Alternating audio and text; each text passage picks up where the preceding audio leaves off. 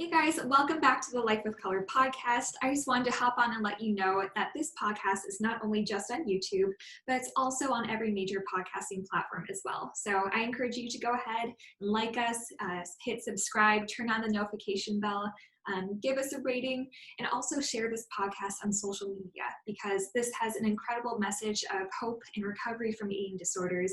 And the more people we can reach, the more that we can help and make an impact. So thank you so much for your support. All right, well, hi everyone, and welcome back to the Life with Color podcast, and happy November to you all. I'm your host, Katie Noyad, and today I'm joined with Olga Skalska. How are you, Olga? Thank you for invitation. I'm good. Very happy to be here and talk about our topic about authenticity and body movement. So I'm very excited. Yeah, well, it's so good to have you here, and I can't wait to dive into your interview. But first, I'm going to go over your bio and introduce you to our listeners. So Olga Skalska is a Polish psychologist, coach, female leader, and facilitator of the Groove Method by Misty Tripoli.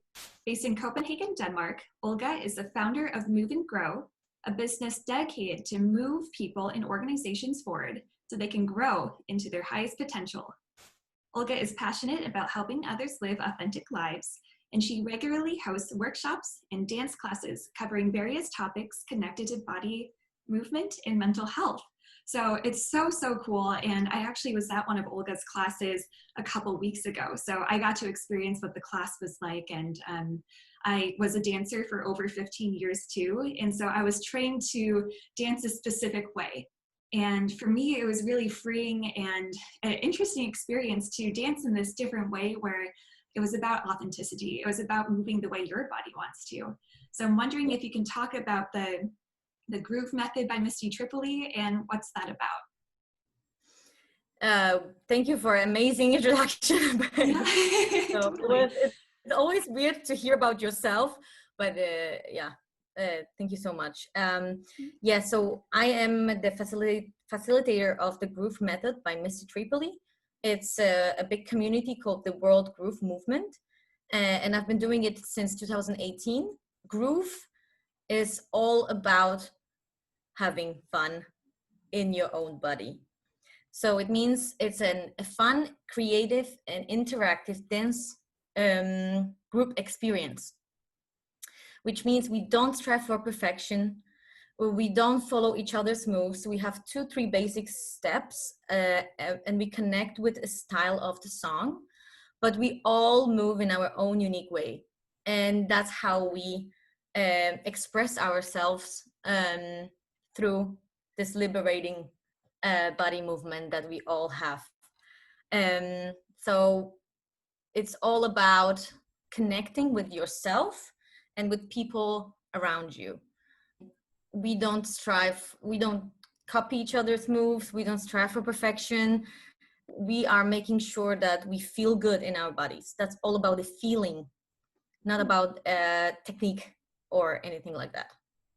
Yeah. So basically that's it. Like overall, it's hard to describe an experience itself because you need to go there and experience it yourself. It's hard to describe. Each time I'm trying to describe it, people are like, yeah, I kind of get it. But when they join the class, then they are like, oh, okay, now I understand what you meant. Yeah.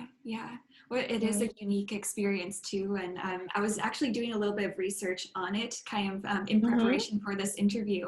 And I was interested to read that the founder, Misty Tripoli, is actually in recovery from bulimia. Yes. Yeah, I was actually thinking about it, that it's so connected with what you are doing and who are you serving. So she was actually bulimic, as I remember, because I met her personally last year, and she's an amazing person. She is just a rock star. I mean, all of the people from the community are amazing, and it's so supportive and so loving. But she is just a true leader. She is like, she embodies authenticity and fun and everything. Like, she is just a pure leader in every explanation.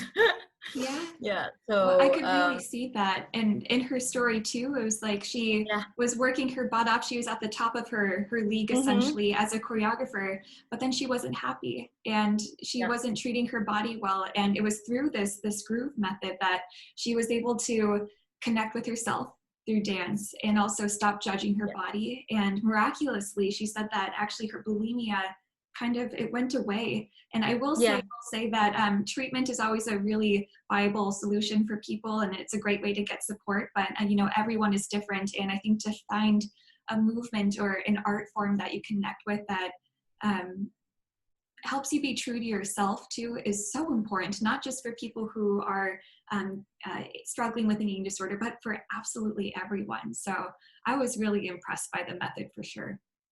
Yeah, and I also completely agree with that we should always go for a standard methods of like therapy and everything Mm-hmm. to help ourselves, to help with the professional support. But there are so many different modalities that we can actually use in working with our issues. Uh, and there's so many out there, and it's okay to try all of them, but as a supplement, not as a main one. Absolutely. Yeah. Absolutely. Yeah. And you're the psychologist too. So it's good to have Yeah. your stance on it. I'm wondering if you can go into a little bit more details about the 5 groove principles, both on the dance floor and also how you can translate that into life. Yeah, sure.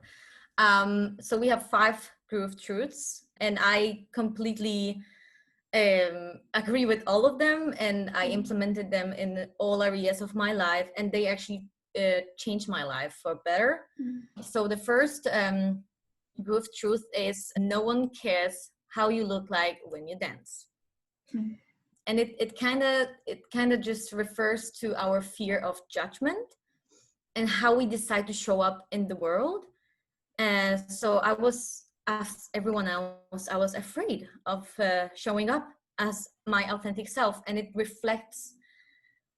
It shows up also on the dance floor when you go for a class, and then you're like, I don't know if I can be myself, if I can move my body in the way it wants to move. Do I look good? What other people think about me? You know, it's all about fear of judgment. So what we practice during class is that we get rid of that. We leave it behind the door. We invite you the way you are, with all of your flaws, with all of your beauty. And we are so unique as individuals that we want you to embrace your uniqueness. We don't want you to hide. We want you to show it and embrace who you are, you know, on the dance floor. And then the magic happens. That's right. When you It allow does. yourself, yeah, when you allow yourself to be who you are, the magic happens, you know. And it happens in your body, it happens in your mind, it happens in your spirit.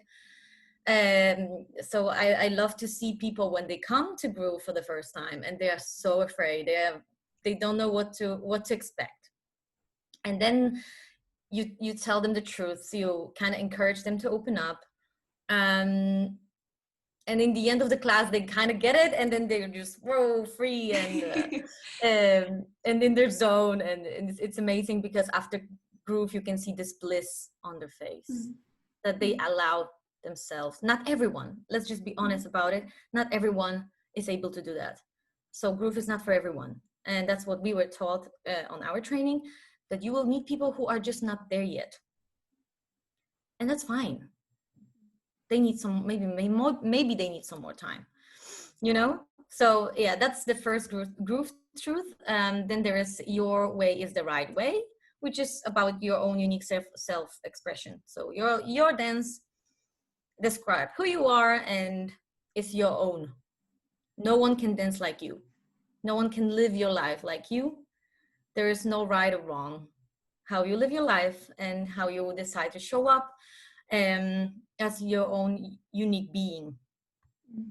And the third one is no one can do it for you. It's a very important one. It's about taking responsibility.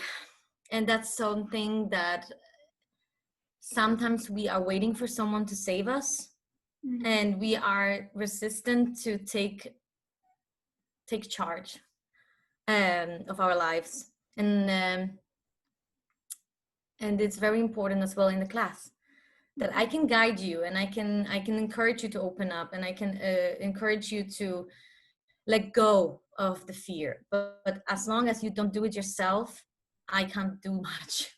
I Yeah. can just guide you. So you are your own responsibility. You are allowed, you are giving yourself permission to open up. But that's it. How you show up in the world, it's up to you. It's your own Yeah. responsibility to take care of yourself. Yeah. And and not wait for someone to do it for you. So Yeah. that's the third one. And then we have, you should look different. That's the fourth one. So it means that, yes, we are different people. Of course, we're gonna look different. Mm.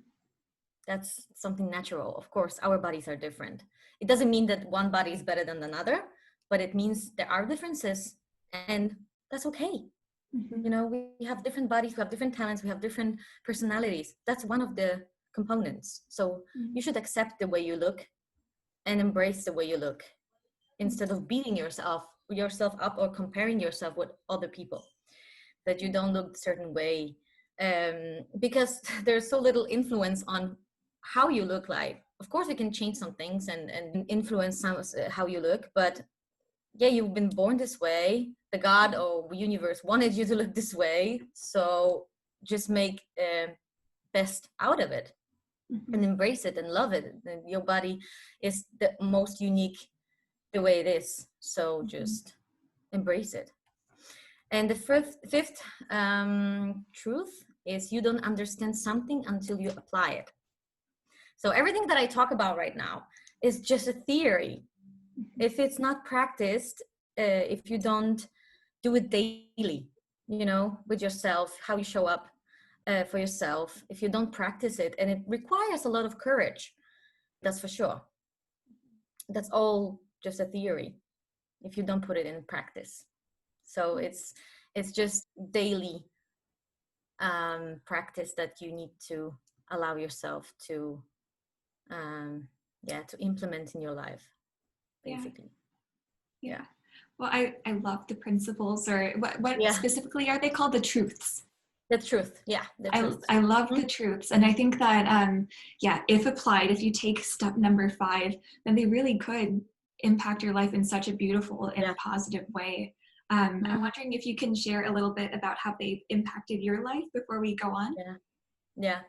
Yeah, of course. It impacted my life so profoundly that I just changed everything. I just changed myself. And so basically, I need to go back a little bit in the past, Yeah. because I'm a psychologist, and I graduated in 2014. I was living back in 2014. I was living in Warsaw, in the capital of Poland, and I've been working so hard. I've Yeah. been overworking myself. I've been studying full time and working full time at the same. So I had a very busy life, let's say, and I didn't know any other life than that.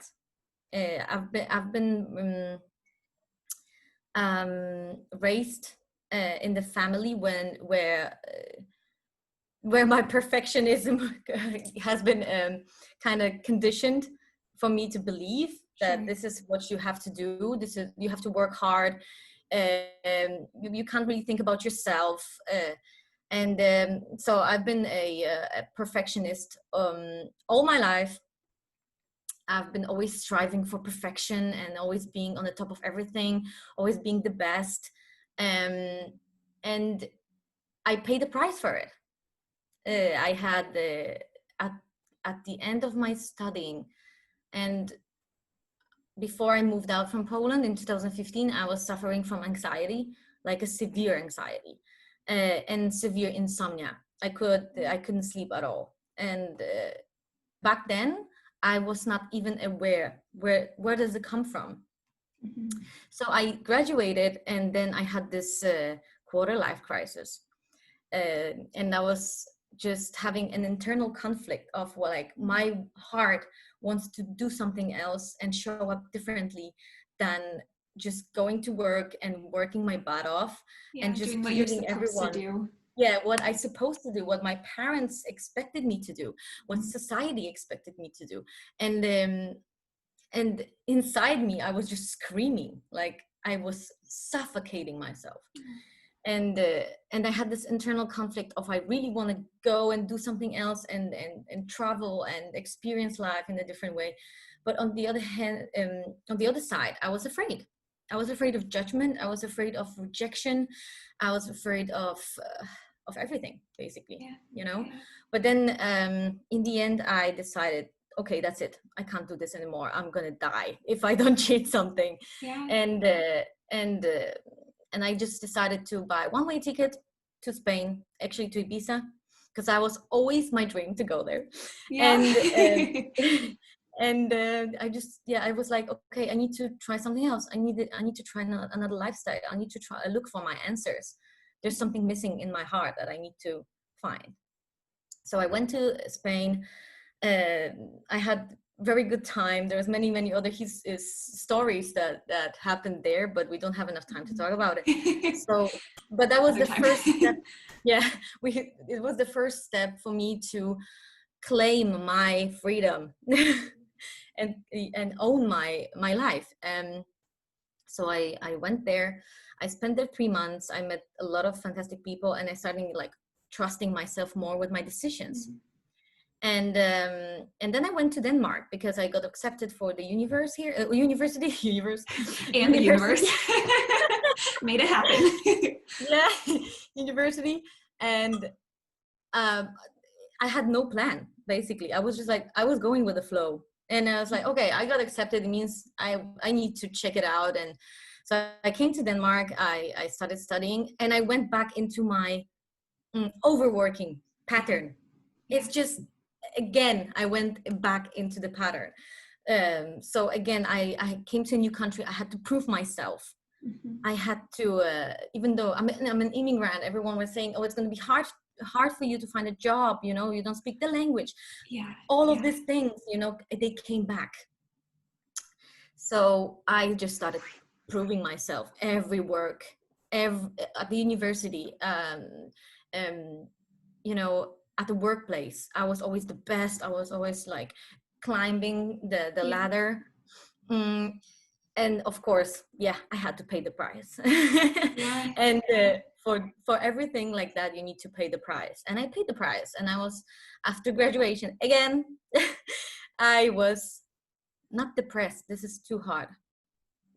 I was not depressed. I was just unmotivated, Yeah. and I was lost. And I was suffering from anxiety because I was not in alignment with who I am, but I'm just pleasing everyone around and doing what others expect me to do.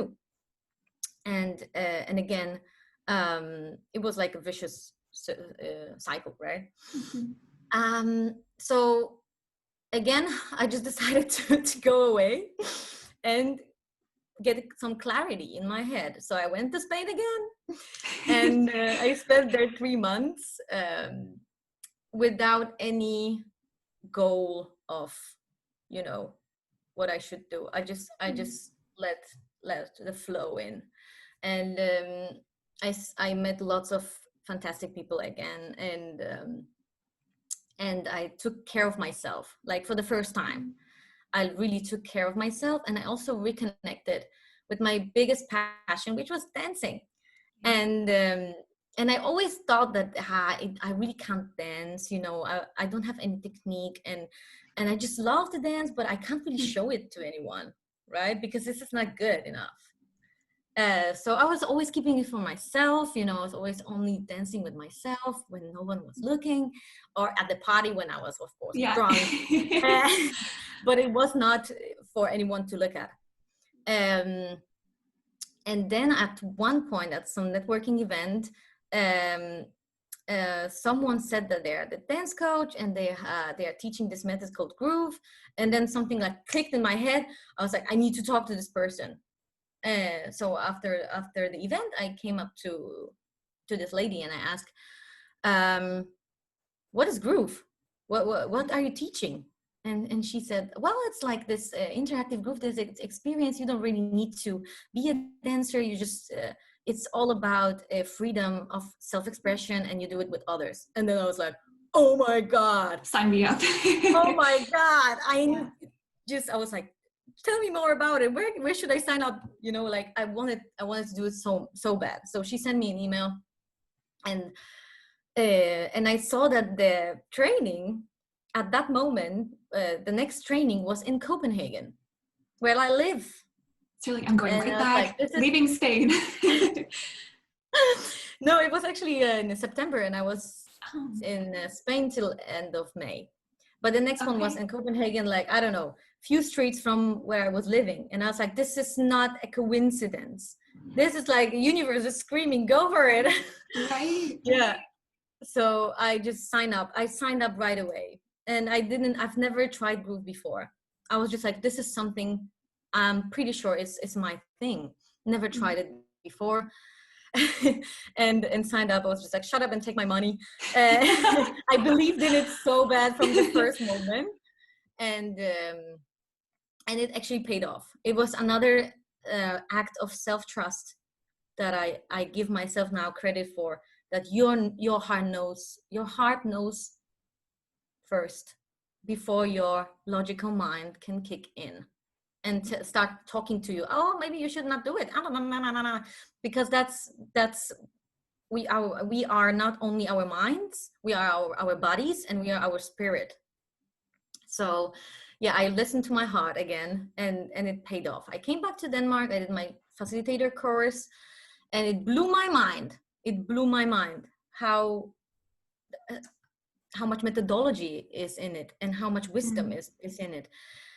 So I started, it actually revealed a lot of my issues when I was doing my practicum classes, because you need to complete like a training program, which is 6 practicum classes.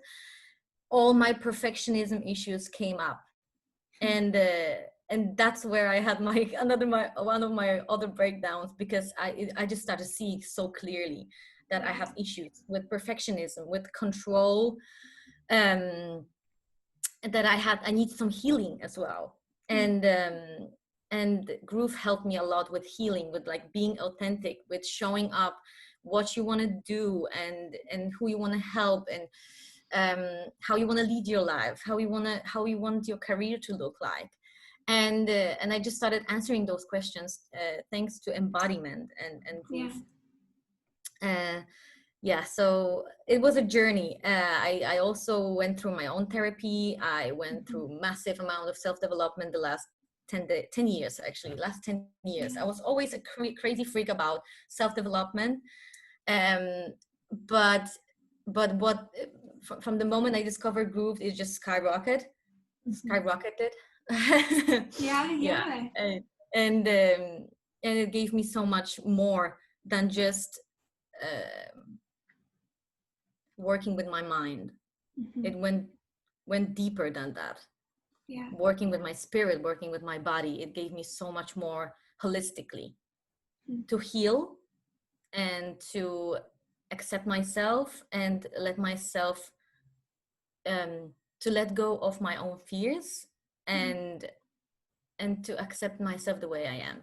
And that's just to wrap up.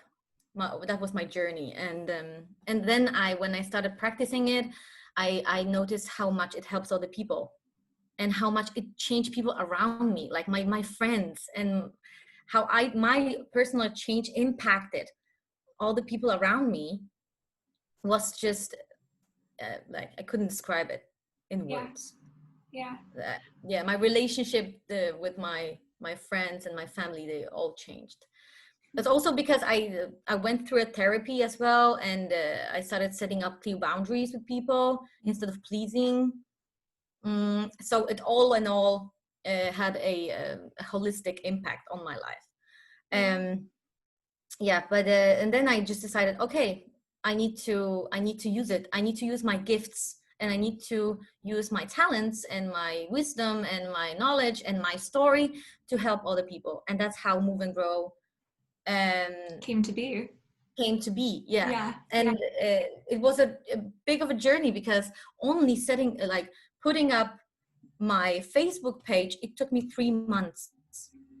Because of your And it was perfectionistic because of my tendencies. perfectionism. Yeah. Girl, yeah. Yeah. Yeah. 3 months just to open it up, not even post anything, just to open it up. And my ideas, what should be the name, what should I write, and all of the self inner critic Yeah. Yeah. came up, so yeah, it was a journey. It took me a lot of time to actually show up for myself and break this perfectionism patterns, and trying to control how people see me, if they like me, or what they're gonna say about me. Am I good enough? Who do I think I am to do it, and stuff like that. So yeah, it took me some time to show up, but it was a journey. You need this integration process. So you learn something new, then you fail, then you try again, and then you kind of integrate everything you learn to be able to show up. So yeah, it was a journey. Definitely. Well, thank you so much for sharing your background and how you got into this. And it sounds like you are someone who really walks the walk and talks the talk too. And I'm wondering how you combine your background in psychology and all of the wisdom and all the theory that you know, and implement it into your classes. Can you talk a little bit about that? Yeah.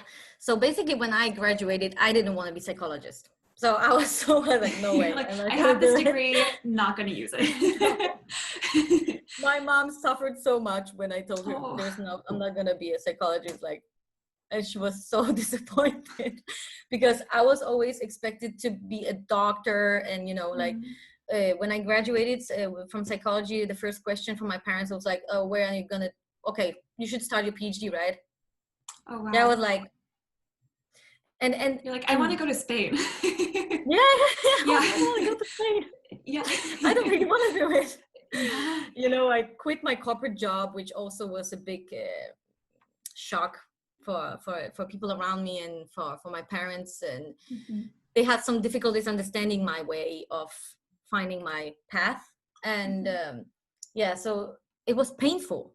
It was all painful. And so I was not feeling prepared to be a psychologist. I was like, I had my formal education, which is okay. You need to have it in order to do it. But I didn't feel ready. I was like, I don't have enough life experience. I need to go and find out about myself first until I start showing up and helping other people.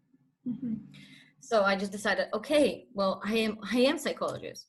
It's not gonna I'm not gonna eat just because I don't do it right now. It doesn't mean I can't do it in the future.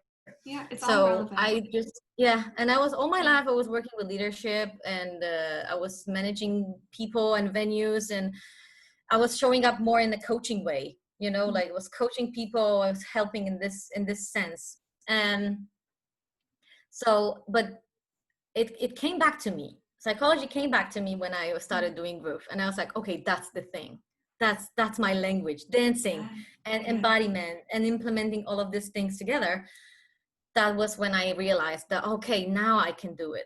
Now I found something that is mine, that aligns with what I like to do, with who I am, with my personality.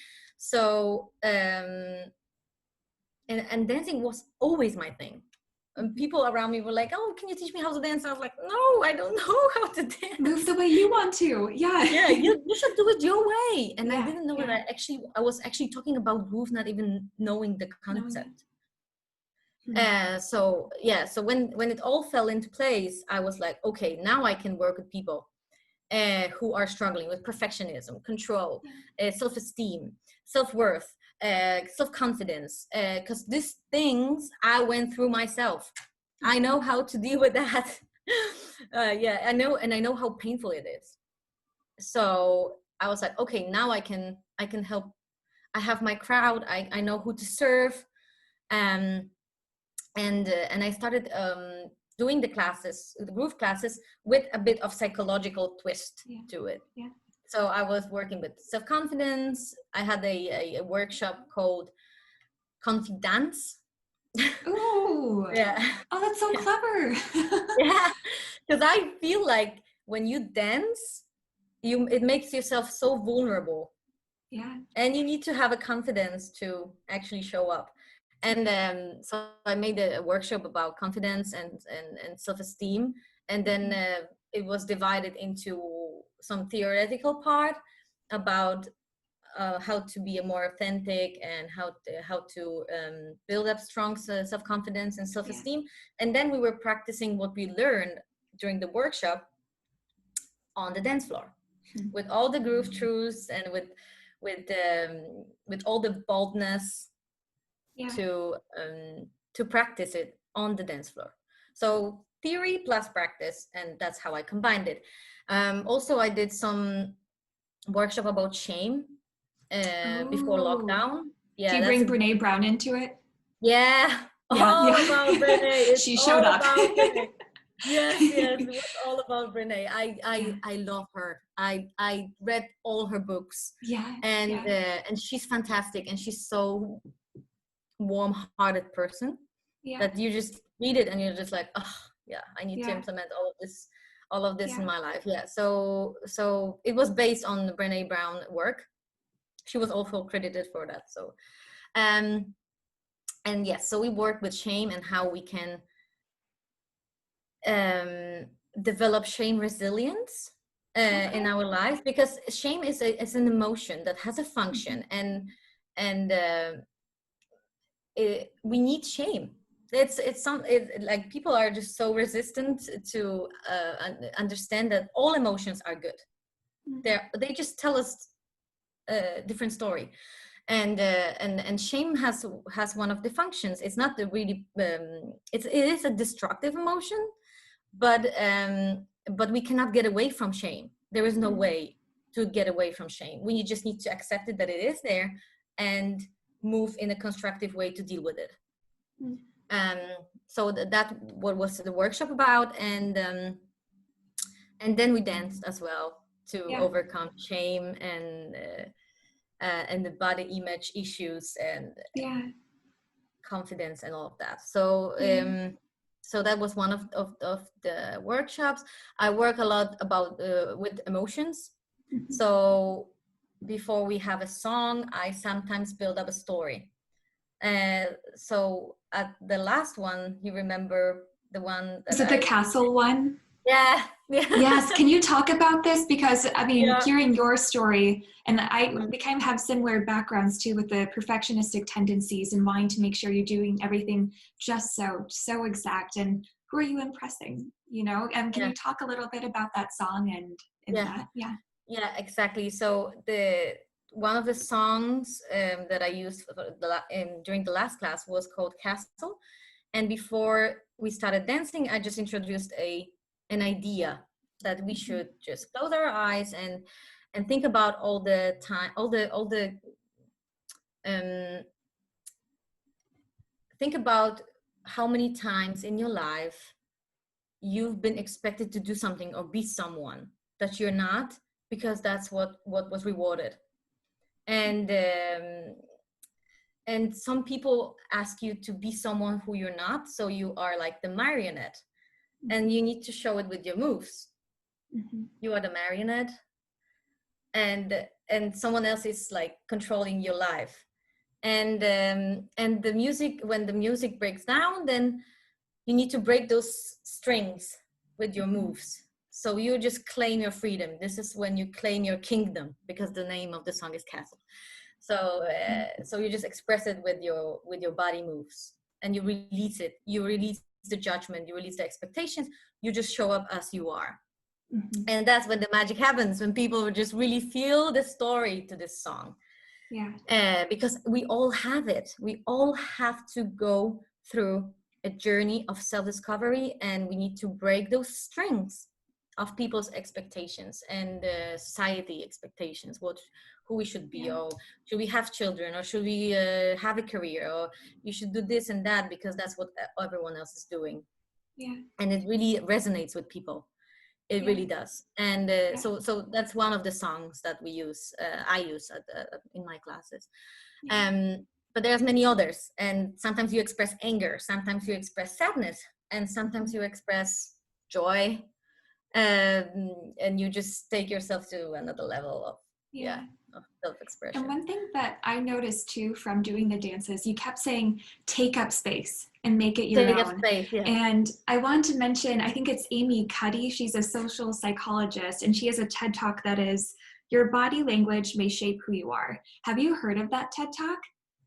No, I haven't heard the TED Talk, but I've heard the sentence. Yeah. So I definitely recommend all of the listeners, anyone who's listening to this, to take a look at this, because basically she's going through the kind of the reactions, the chemical reactions that are happening if you're playing small. If you're shrinking, let's just say right before a job interview, you're hunched over, your legs are crossed, you're not taking up space, then it creates lower levels of testosterone and higher levels of cortisol. So you're so small and your body's changing, your confidence is changing. However, if you're taking up space and if you're being as big as possible, then you have increases of testosterone and lower levels of stress. And so anytime I have a speaking commitment, kind of like what I do before a podcast even, or an interview, that kind of thing, I try to take up as much space as possible, because it makes a difference. And I noticed that when we are doing your dances, that you're supposed to be as big, as bold as possible, because it really does change what's going on in your body. So I thought that was so cool. Yeah, it does affect your brain.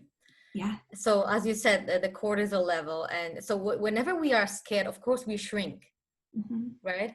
When we are okay, relaxed, we open. Yeah. And you can influence your chemistry in your brain through body movement. So yeah, that's one of the techniques that I use, because in my formal education, we didn't have much of it. Okay. I learned that only solely because I digged in deeper. And I wanted to know, how can we impact our lives, not only on the mental level, but on the bodily level and spiritual level.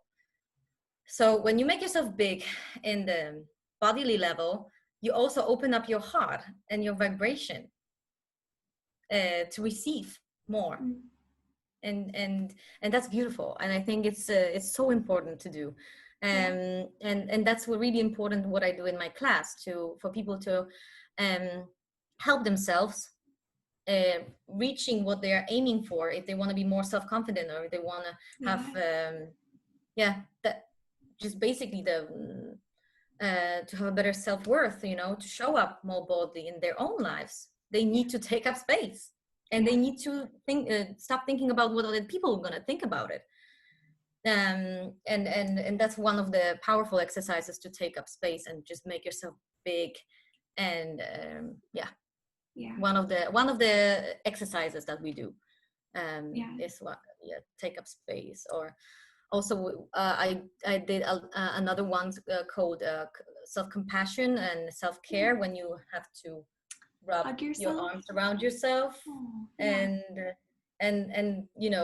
just feel your body as you give yourself a hug.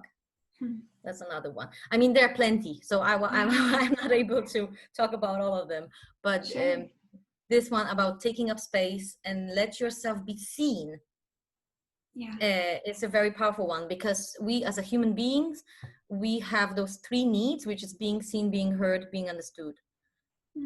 And for our self actualization.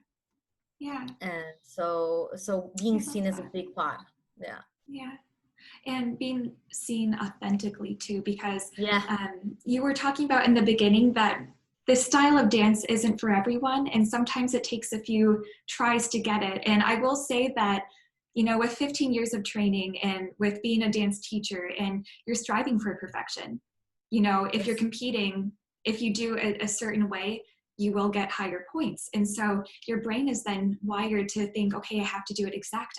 In order to be accepted, in order to be praised, I need to be perfect. And so I can think back to my time as a dancer with dance team, where it was very robotic, and you all have to dance as one, and we would clean for hours and hours. And if your arm was a little bit higher than it was supposed to be, you would redo it until everyone had the arm in the exact same point. But that's the purpose of that, because you're striving for perfection. And yes, it was fun. I had a lot of great times through dance too, but I really think it's an important style, an important practice to, practice moving how your body wants. And I think I need to go a few more times to really be able to let myself free, because it is tricky when you're conditioned to think that you have to be a certain way, and so to let go is so huge. Yeah, that's true. And we need to distinguish one thing, because there is perfectionism, which is destructive, and it's actually a bit a trauma response, and with striving for excellence, which is a bit which is healthy when you do it. Like, I want to be the best, but I'm gonna give myself also permission to suck at some point, while I'm learning, while I'm progressing. But perfectionism does not allow it. It doesn't allow you to suck. It doesn't allow you to have a worse day, like not to be in shape one day. It's just like this rigid voice in your head. You have to be always on the top of that, and you always have to be perfect, and it's destructive. It doesn't serve anyone. And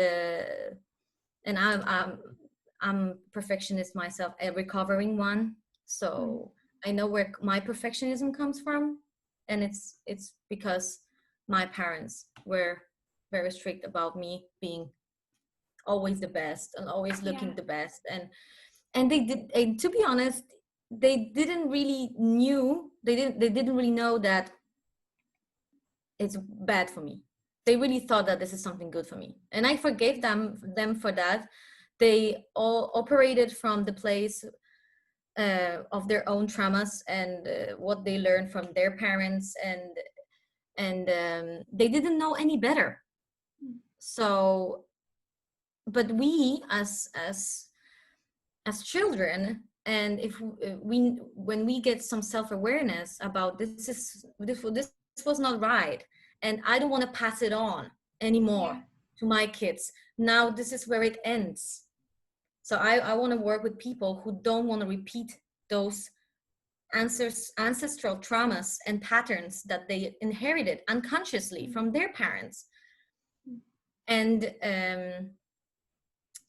I want to work with people who want to relearn new healthy ways of coping and showing up authentically in their lives. So and I can see it's helping a lot. Sure.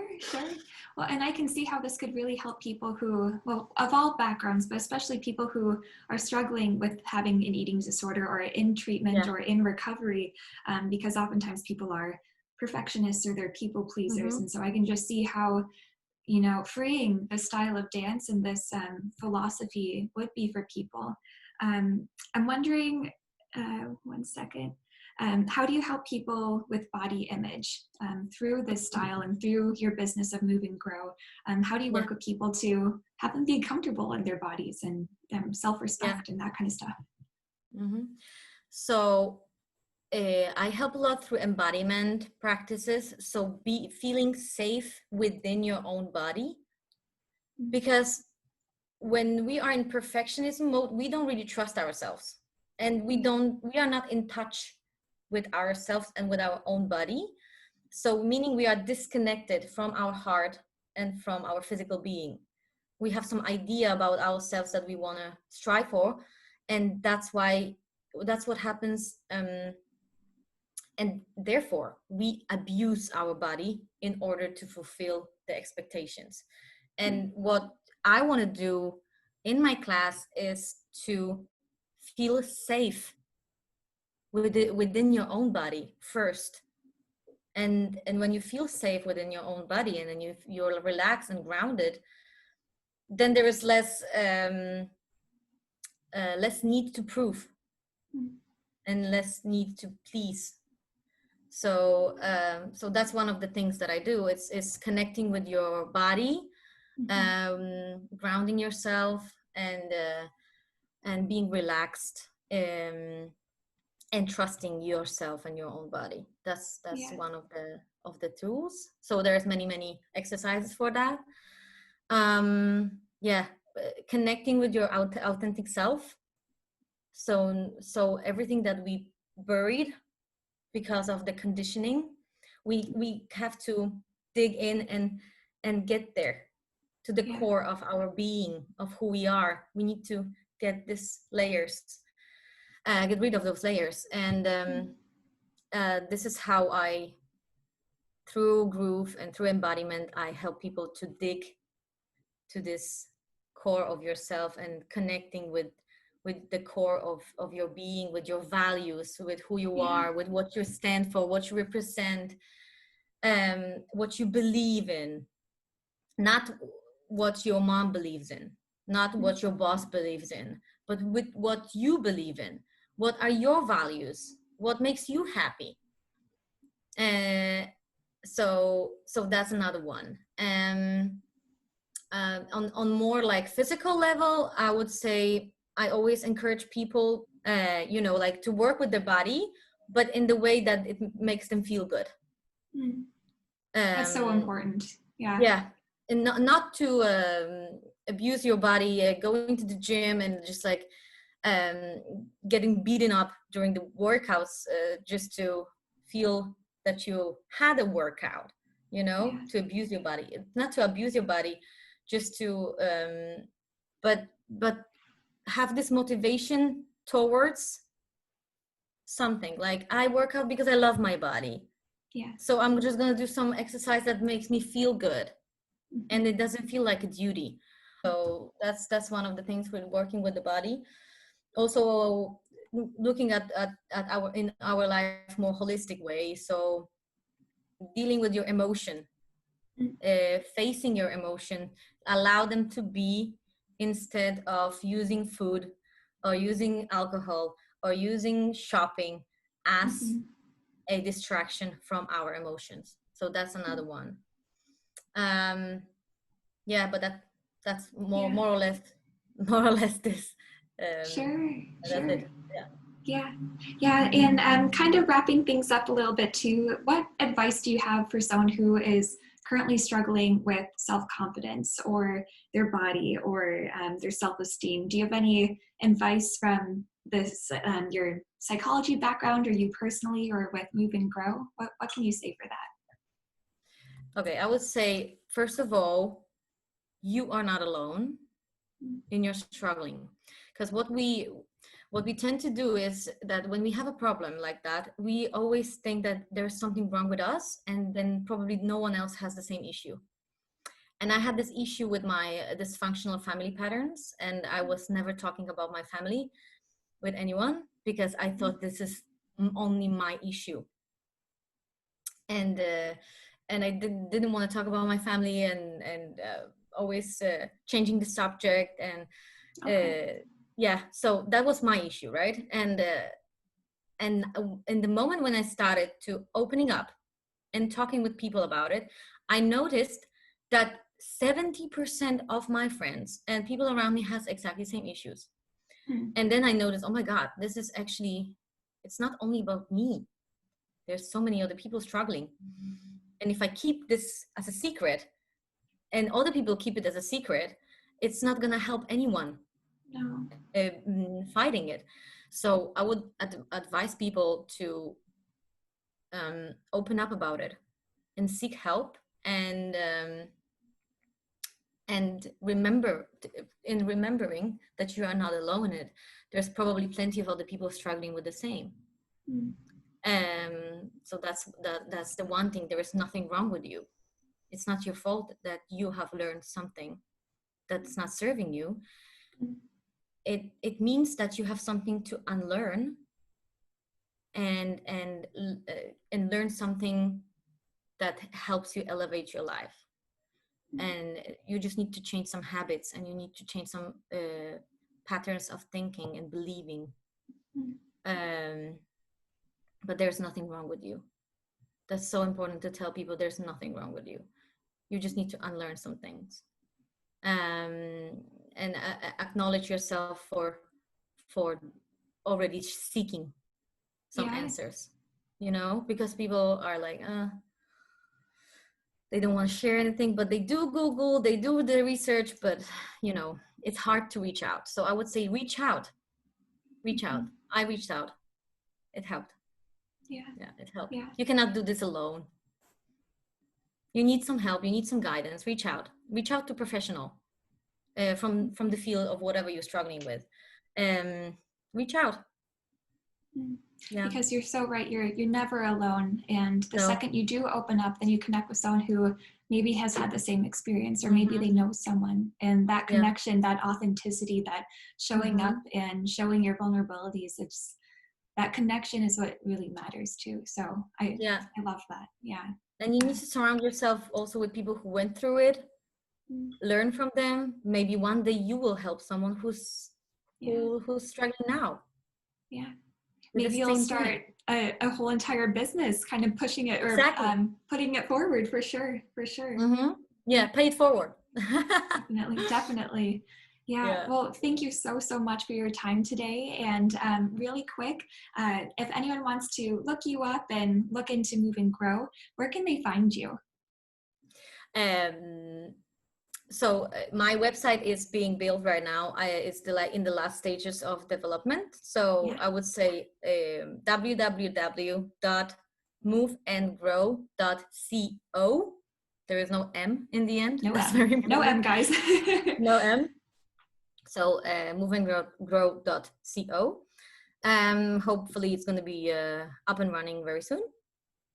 And Facebook, Move and Grow. That's my business page, and my Instagram, Dead Dancing Shrink. I love that so much. My personal Instagram, where I kind of share my private life and a bit of inspiration for people who are struggling with some self-esteem, self-worth issues. Yeah. So I also I will be soon open for one-on-one coaching. And I will get my clients. So if someone wants to elevate their lives and relearn new ways of seeing, like new ways of having a relationship with oneself, that's what I'm gonna do, and that's how I'm gonna help people. And is this international too? If I have someone in the okay, sure. Yeah, it's gonna be online. That's gonna be online sessions. So I'm not limited to a location. So it's basically for everyone. So the offer will be soon on the website. And of course, if someone is in Copenhagen and wants to join the class, please come, try it out, see if it's for you. But at least try. Yeah. And come back. Sometimes I think it takes a few times to really let go, but I mean, it's such a fun style of dance. Yeah, it takes some time. Yeah, definitely. Well, Olga, it was such a treat to talk to you today. You have such a wealth of knowledge from psychology to dance and just overall, I don't know, pearls of wisdom too. So it's been such a treat to talk to you. And thank you so much for your time today. Yeah. Thank you so much. And I also learned something new about you. And I think that what you are doing is an example of what we just talked about use your story and use what happened to you to give people a guideline how to get out of it. So it's also I'm really happy that you invited me to your podcast, and I'm really impressed by what you are doing. And I'm really happy to see your progress and how you are boldly showing up to help other people with eating disorders. Well, that means a lot. Thank you so much. And I hope to come to the next dance session as well. So maybe not the October one, because we have more restrictions now in Copenhagen and in Denmark, but next one I'll be there. So thank you. Yeah, there will be next one in November. If we're not going for a complete lockdown, I don't care. I will find a way. And if it's physical or online, we did all 3 months of online classes during the lockdown. And it worked. People actually liked it. Yeah. So if we can't do it, then I will find a way. I don't care. I am on my mission. I am on my mission. And if I'm on my mission, I'll do anything that I can possibly do to help people. Perfect. Well, that'll be really great too. So then people all over the world can get involved as well. Yeah. So I love that. But again, thank you Mm. so much for today, and we'll talk soon then. Thank you. Yeah. Thank you so much. Keep up. Yeah. Thank you. You too. Bye.